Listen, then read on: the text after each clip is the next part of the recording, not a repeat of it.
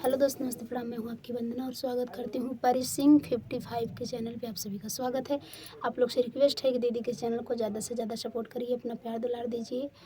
और दीदी बहुत परेशान है, उनका चैनल बिल्कुल चल नहीं रहा है और आप लोग का प्यार आशीर्वाद चाहती हैं। एक प्यारा सा नाच गीत लेके आई, कैसे लगेगा कमेंट बॉक्स में ज़रूर बताना।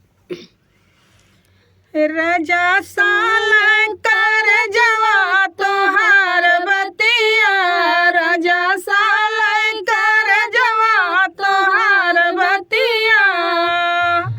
मीठ बोल बोल के वादा कई के, मीठ बोल बोल के वादा कई के, हमें अपन बनाया भरम मतिया, हमें अपन बनाया भरम मतिया।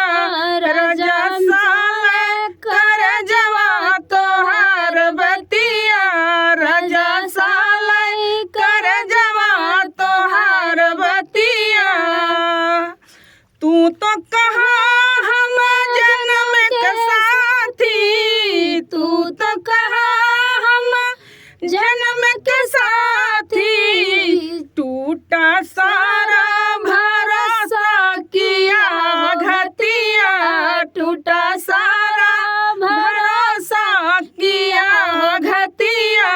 रजा साल कर जवा तोहार बतिया, रजा साल कर जवा तोहार बतिया।